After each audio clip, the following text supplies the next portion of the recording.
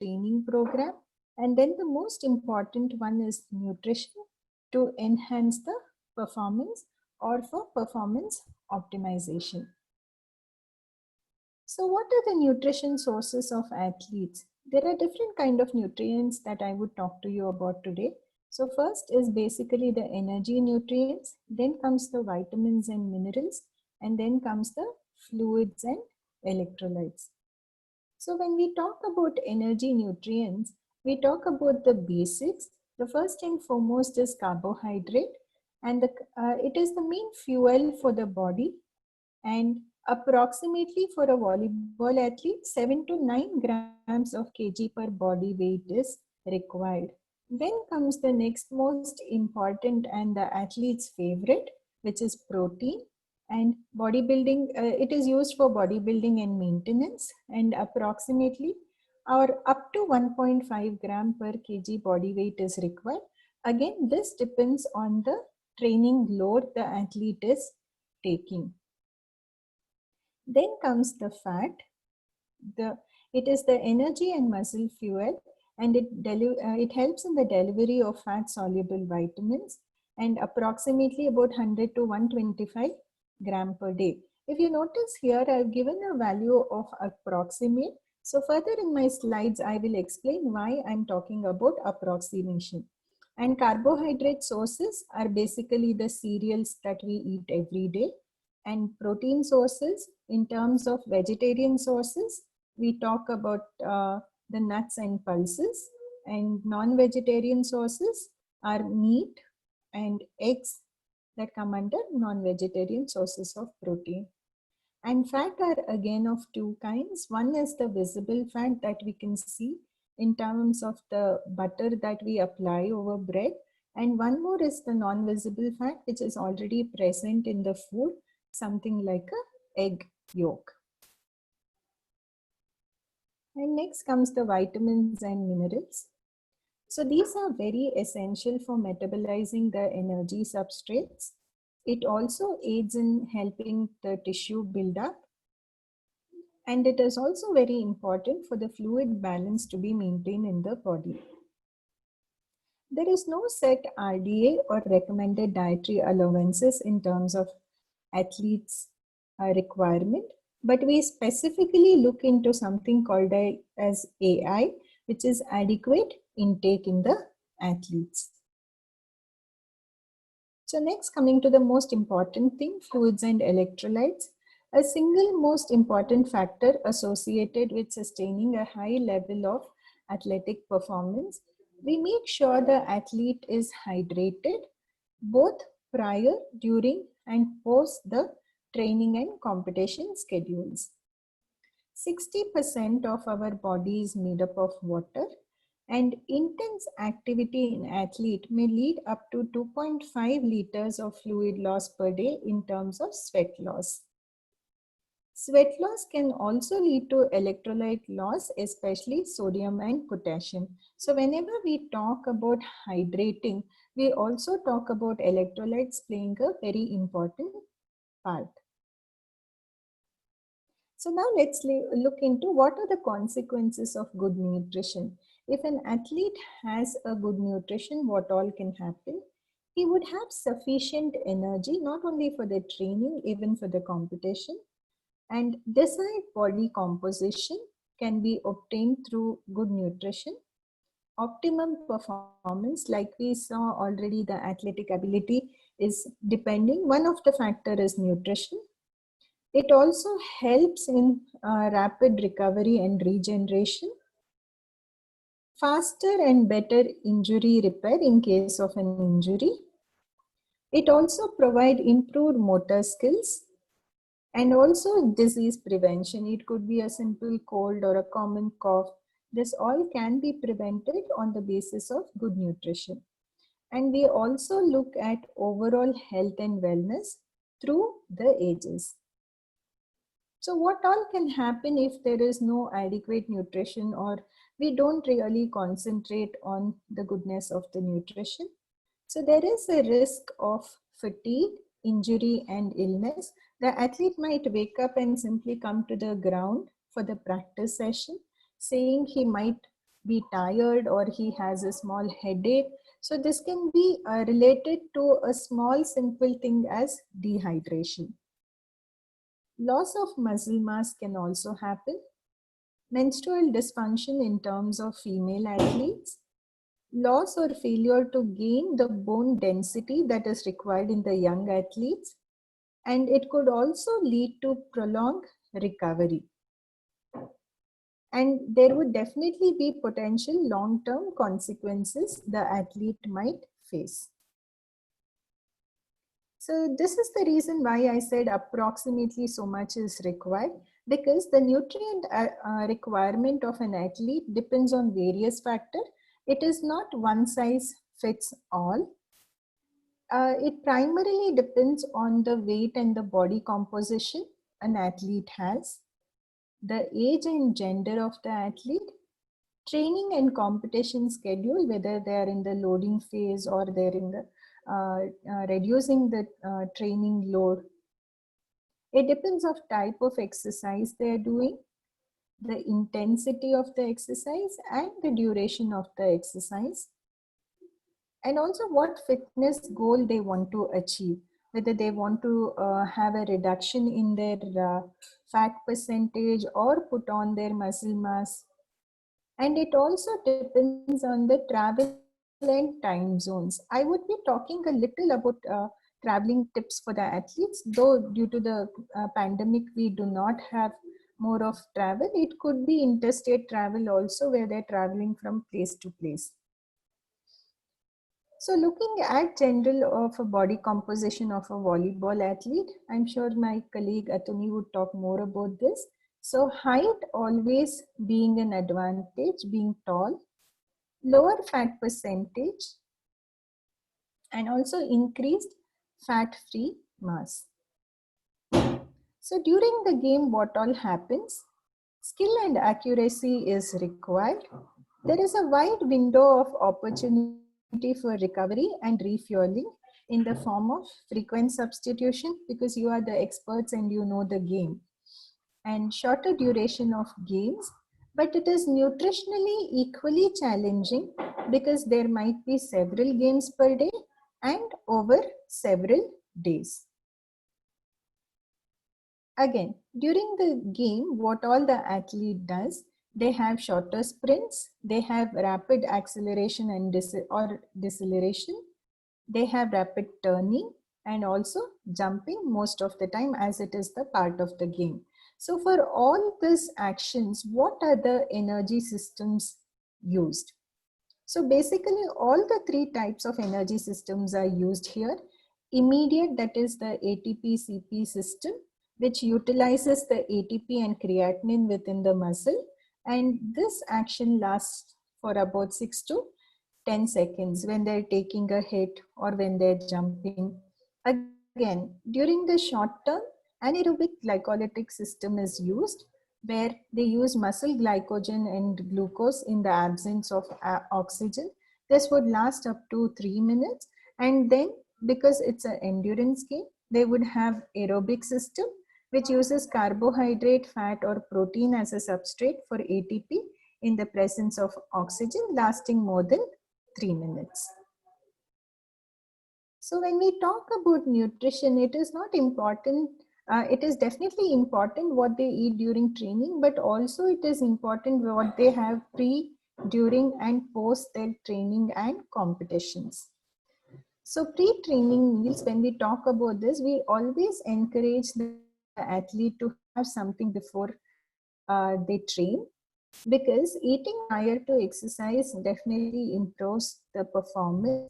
Fuel stores need to be sufficient to sustain throughout the event, and it also promotes more anabolic hormonal environment, stimulates muscle protein synthesis, and or reduce the muscle damage and soreness.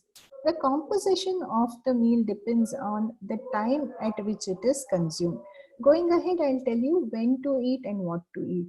So these are a few examples. If an athlete is training early in the morning, he can as well have a fruit milkshake or a glass of milk. Or if the training is a little late, about 10:30, 11 o'clock, they could have a proper breakfast something like maybe aloo paratha, which is easily digested without much of a complex carbs. It gives you immediate energy. Or it could be a simple bread and jam, which gives you energy. Or again, going back to the early morning, it could be some amount of nuts and dates. So pre-competition meals. So this mostly depends on the time of the competition. If it is a morning event, we encourage them to have a good meal at night, which should be high in carbohydrate, and it should definitely be a balanced meal, meaning comprising of all the nutrients. The breakfast should be light, consisting of, for example, cereal with non-fat milk or fresh fruit juices, or toast and low-fat yogurt. So if it is an afternoon event, the dinner has to be taken care. Again, it has to be a balanced dinner. A regular breakfast in the morning, which should be again high in carbohydrate, and the lunch should be light and consist of good amount of salad, something like sandwiches and fruit juices. So if it is an evening event, which mostly is a rare thing, the breakfast and lunch should be high in light meal or snack like pasta, soup and yogurt before the match. So during training, what is important? So during training or competition, it is not reasonable to assume that the athlete would be able to take a snack break. So periodically they have to sip small amount of water or sports beverage even between the event throughout the competition for every 15 to 20 minutes whenever possible. They will not be able to have huge amount of liquids because again they might be required to take a washroom break, which is not possible. So during competition also, if it is a shorter game, they can have smaller amount of carbohydrate or a mouth rinse if it is really short. Moderate game, they can have about 30 to 60 gram of carbohydrate per hour. And if it is a longer game, they can have about 60 to 90 gram per hour. Post-training meals, we always encourage the athlete to use the so-called window of opportunity and have preferably within 15 minutes. So immediate consumption, you can look at sports drink or carbohydrate dense snacks like chickies, whey protein with fruit shakes or fruit milkshakes, and adequate fluid. Always remember, when we are talking about post-training meals or a recovery meal, we always look into a combination of both carbohydrate and protein. Later, after the 15 minutes, they can have a meal that is rich in carbohydrate and protein.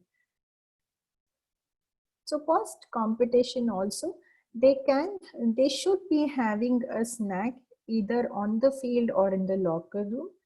However, we do see a lot of athletes having practices of eating a chocolate immediately after their training or competition. We do not recommend that because it is high in fat and fat digestion might take some time. So we are losing that 15 minutes of window of opportunity.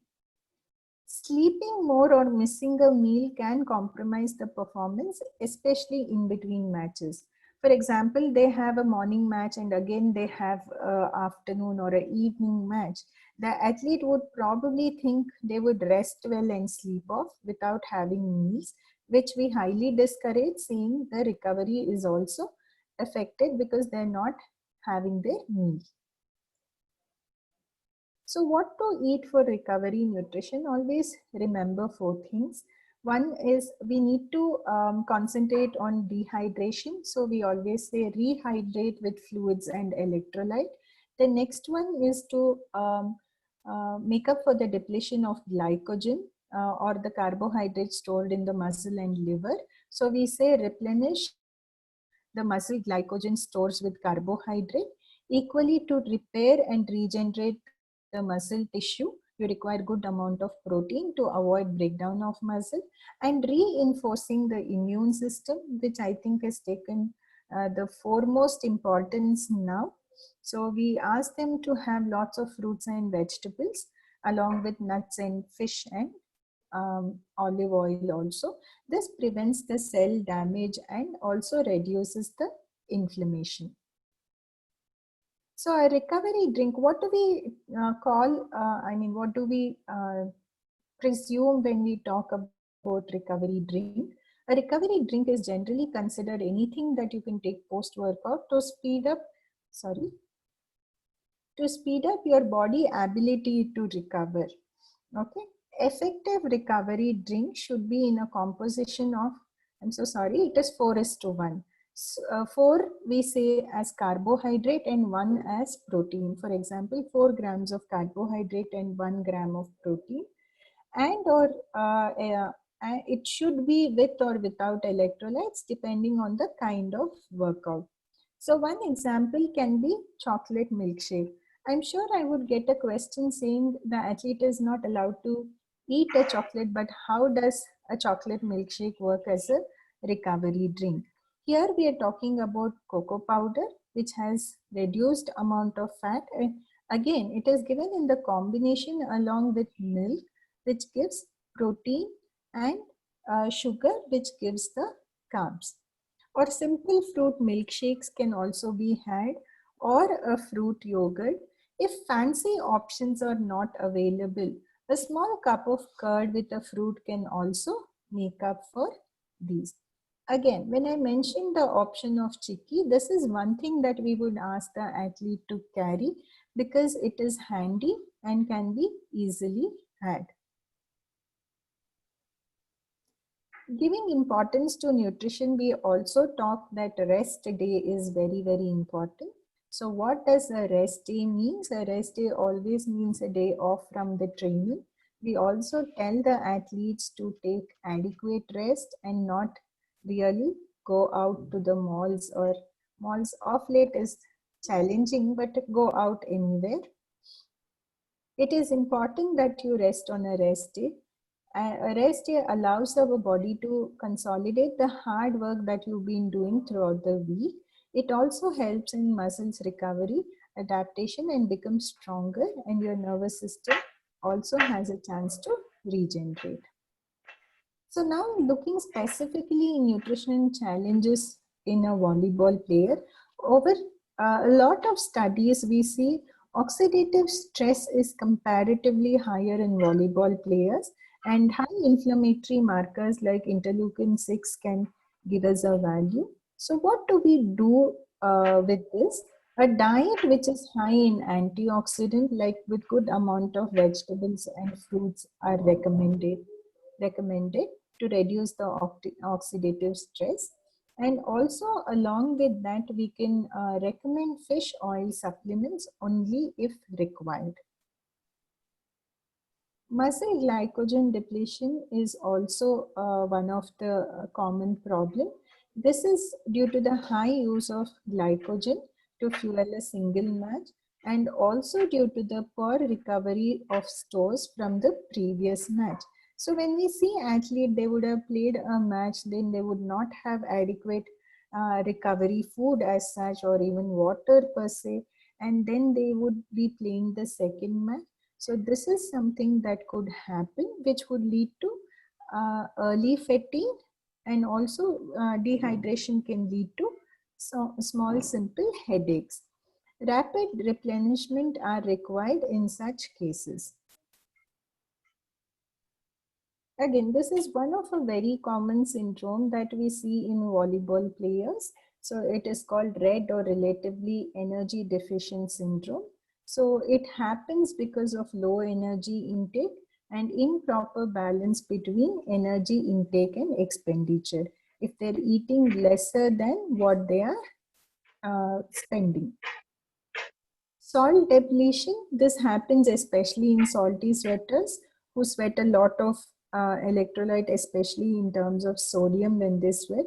So depletion of salt and improper replacement of sodium can also lead to salt depletion. So decoding turmeric milk at night, this is something that we always advise the athletes to have. So what is the reason behind this? Protein foods such as milk and milk product contain sleep-inducing amino acid called as tryptophan. So that is why we recommend this to be had, especially in terms of warm milk, which promotes sleep to the athletes.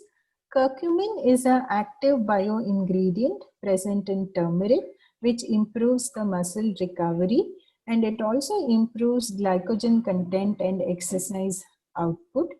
Again, curcumin is shown to boost brain function, and also curcumin reduces the inflammation that would happen throughout the training or throughout the match.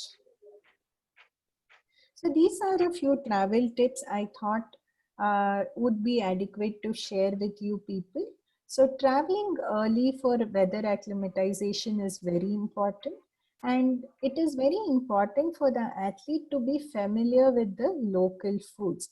Often we see when athletes travel it could be within India also, from north to south or south to north.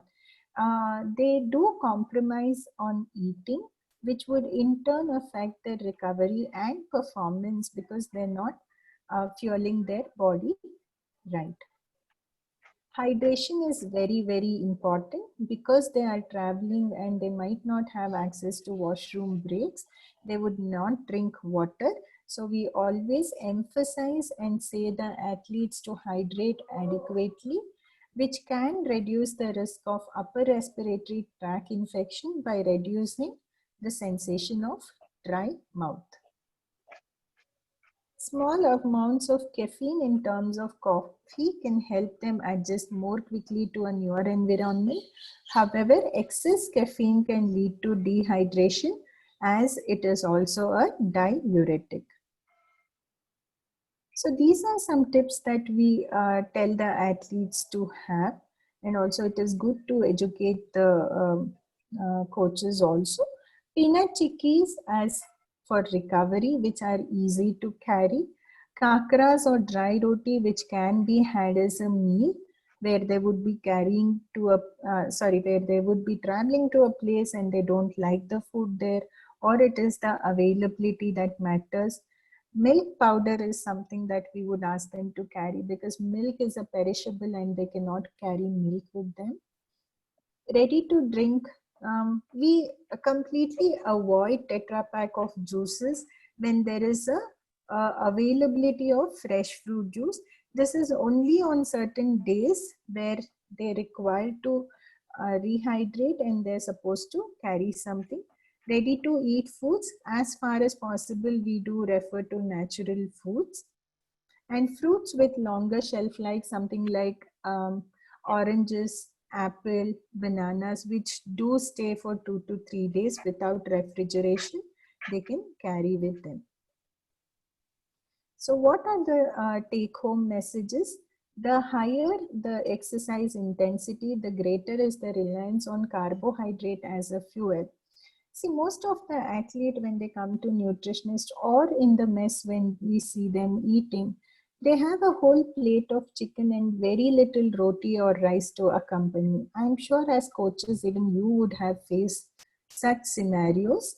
So it is very important for us to educate the athletes, saying the primary source of energy should be carbohydrate, and then you can look into your protein as the next source to build your muscles.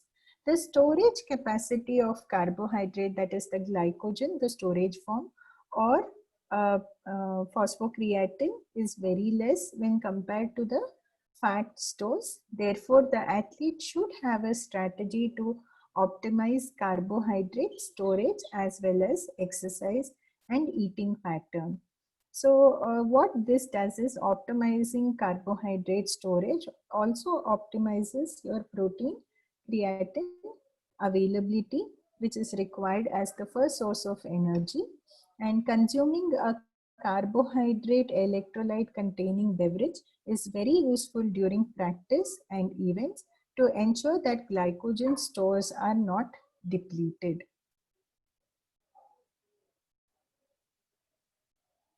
So nutrition goals and requirements are not static. like your training, periodization of nutrition is also very much required for the athlete depending on the season and training schedules. Nutrition plans need to be individualized and customized as per the requirement that I was talking to you about initially.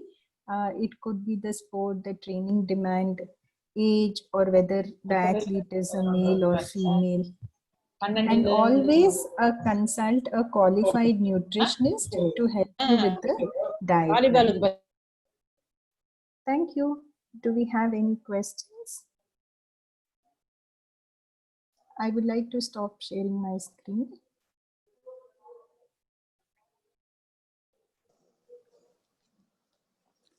Madam, good morning. Hello. Good morning, sir. Madam, can you, maximum in volleyball, almost end of the game, many players, they used to get this palpitation like problem. So this finger dexterity and accuracy, we feel problem. Is there any suggestion for such athletes to reduce that? Okay, Pandian sir, there are two things that I would like to look into in these athletes. One is definitely hydration, which is very important for their fine motor skills. So they need to be hydrated well before the game and during the game also. They might take small, simple sips of water or any kind of a drink. It could be as simple as maybe tender coconut water or a sugarcane juice with good amount of salt and sugar, or it could be the lemon juice that they can have with salt and sugar. And second thing, we also look at their glycogen storage. That is why we emphasize and say that diet should be good in terms of carbohydrate. So this has to be done from before, during their training phase also.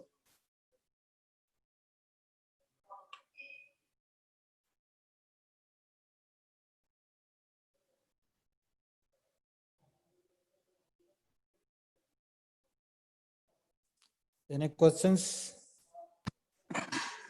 Sir, madam, one more question, madam. Sorry. Yes, sir. No problem. Tell me, sir. Actually, volleyball, our athletes, they injure their ankle and knee very often.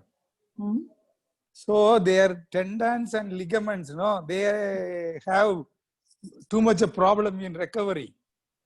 Is there any specific diet for that? So again, when we talk about recovery diet, definitely we do focus more on protein because that helps in muscle building. Okay, and complete rest.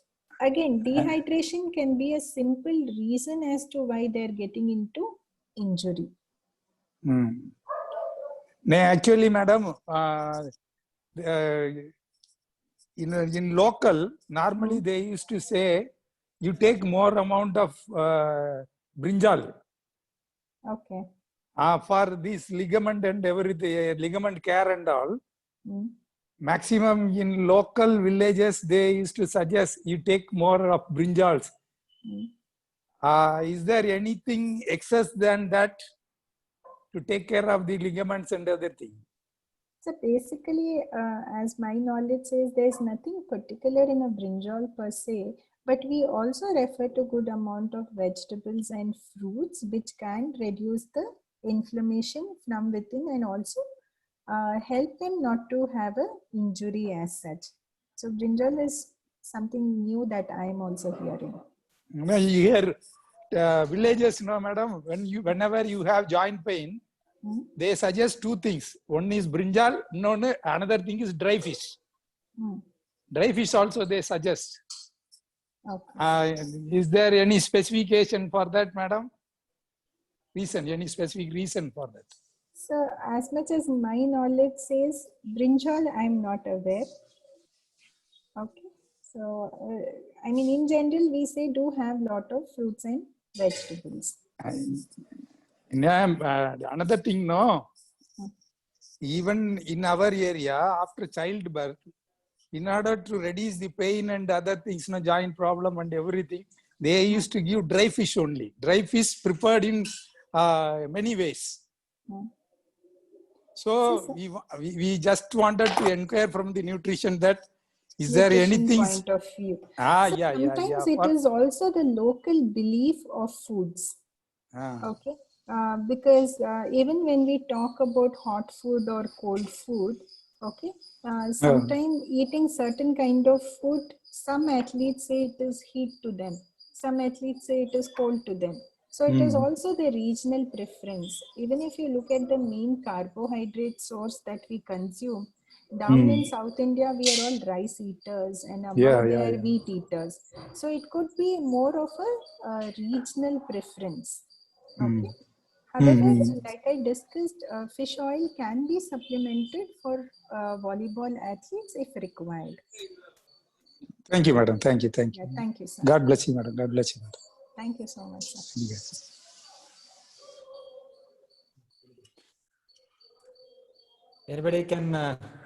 Anybody want to clarify your doubts? You can clarify right now. Any questions? Joel. Good morning, madam. Good morning, sir. Yes, sir.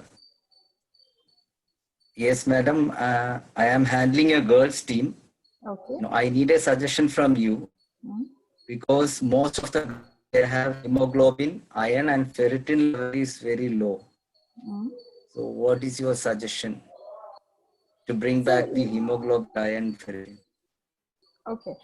So one, we need to look at how frequently they are having iron-rich food. Okay.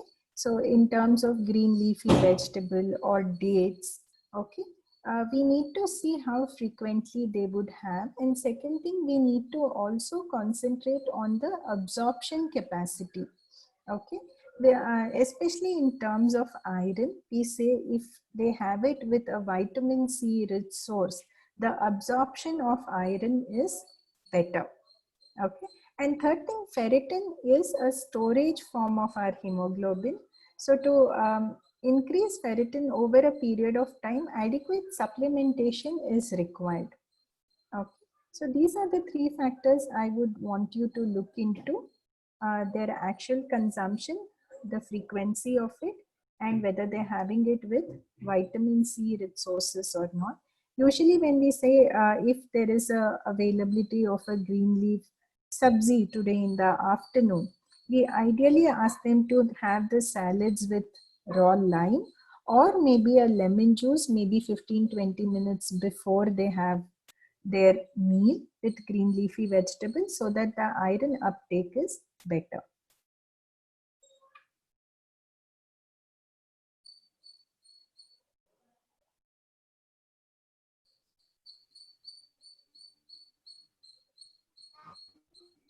Okay, ma'am. Thank you. Thank you, sir. Any questions, please? Don't go back with doubts. Go back with clarifications.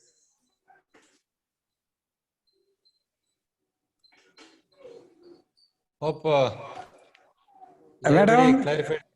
madam, can you suggest, madam, there are rock salt and sea salt. Can you brief these two? So typically we believe iodized salt is better because it comes with fortification of iodine. Again, rock salt, we need to look into the source that we get. And sodium level is different in each kind of salt. Okay. So whether it's rock salt or sea salt, we always prefer iodized salt over the consumption of these two. Thank you, madam. Thank you. Thank you. Yeah, thank you, sir.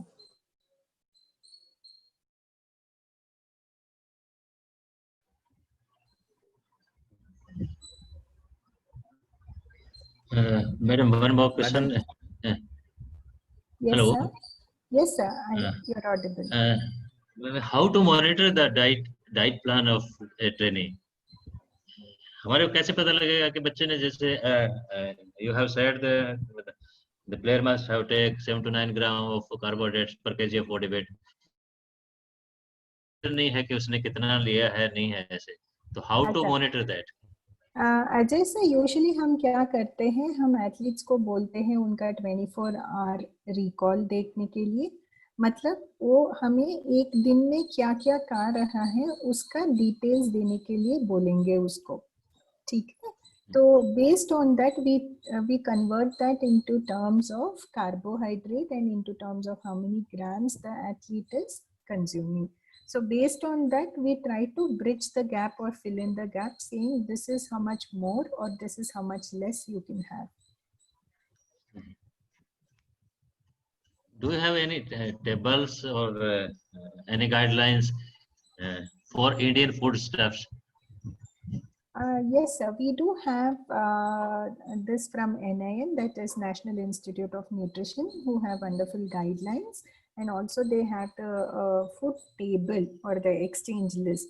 So we use that to convert and get to know what they are already consuming. And this is completely dependent on the 24-hour recall that they tell us. Sometimes if we have a doubt or if their diet is changing, okay, then we take a 3 days recall. Oh, okay, thank you, madam. Yeah, thank you, sir.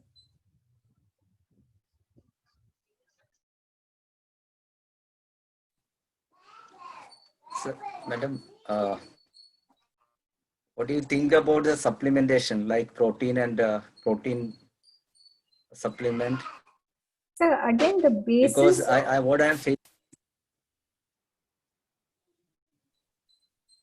madam, because I have one trainee, she is using supplement like protein powder and recovery drink, everything she used because she started at the age of 10. And she is perfectly all right and she is recovering very fast and her body is ready to do the workout, properly recovering and coming to the workout. And others are not getting that much recovery. So they are suffering, and this girl is perfectly all right for the workout. So what do you think about this? So when we compare as a pyramid, we always believe base of the pyramid is right nutrition.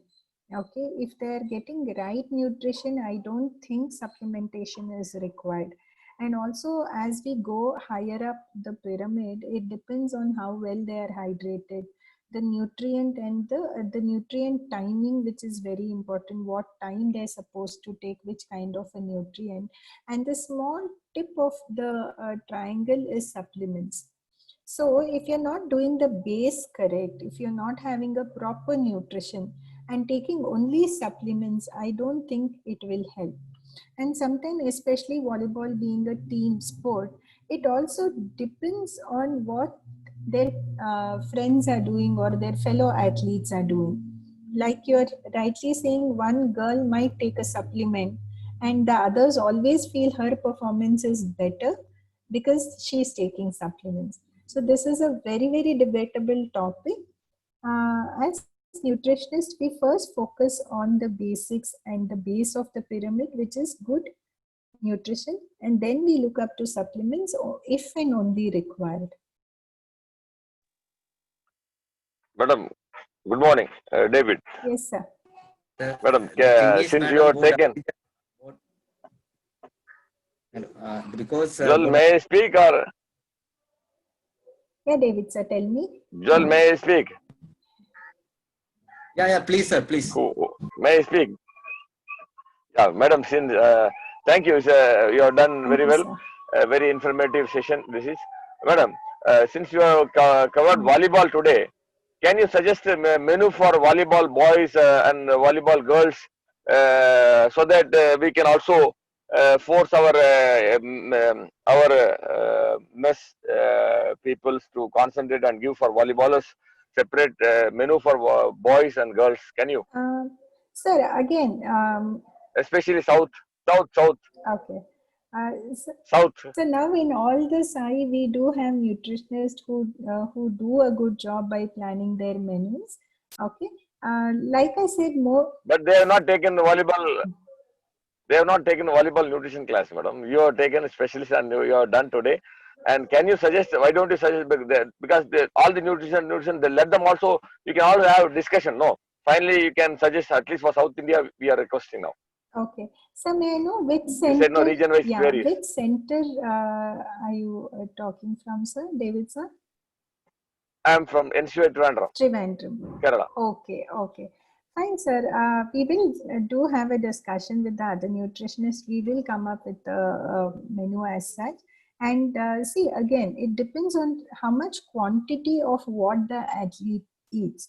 So, for example, if I tell they have to take certain amount of carbohydrate, the carbohydrate source can either be a roti as such in terms of a wheat chapati, or it could be a ragi roti which is locally available, or it could be rice. So this is what I said when I meant region specific. Now I'm requesting a menu, but day menu. I'm requesting a menu for South Indian Okay, boys, David sir, volleyballers, girls. Okay, I will talk to Parmesh sir and see how we can go ahead with this. Okay, we'll definitely get back to you, sir. Yeah, thank you. Yeah, thank you, sir.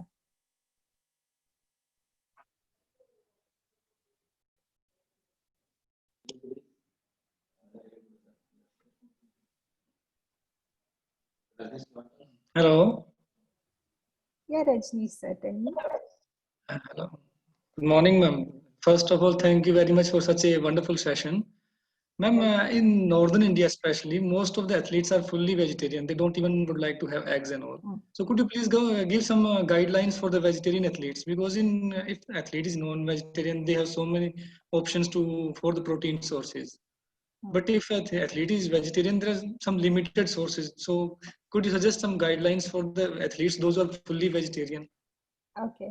Rajni sir, since you asked this question about vegetarian and non-vegetarian, I would like to mention here there are a lot of studies which says the performance of vegetarian and non-vegetarian athletes are on par. So they do not differ in terms of whether they consume non-veg or not. So we talk a lot about vegetarian sources of protein, where I said milk, curd, and good amount of nuts and pulses. Pulse when we talk about rajma, chana, and all of these. And nowadays you do get different kind of proteins available in terms of hemp protein, which does have good amount of proteins, and also soya being the richest source.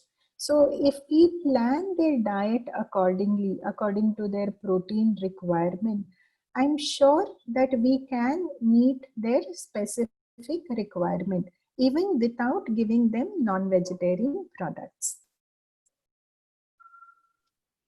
Thank you, ma'am. Yeah, thank you, sir. Any questions, please? Okay, no more questions, I believe. So, respected coaches, now Madam Amrita.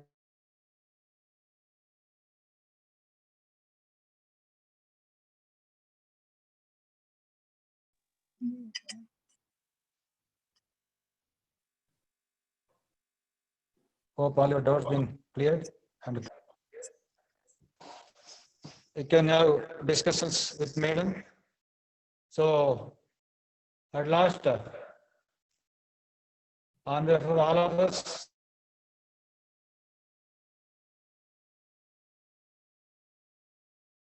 and from the director, Sai Sachal Bengaluru, I take this opportunity to thank Madam Amrita Pramod once again. Thank you, Madam. Thank you very much for your wonderful session. Thank you, thank you.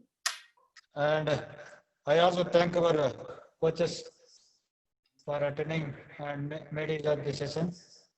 So be safe,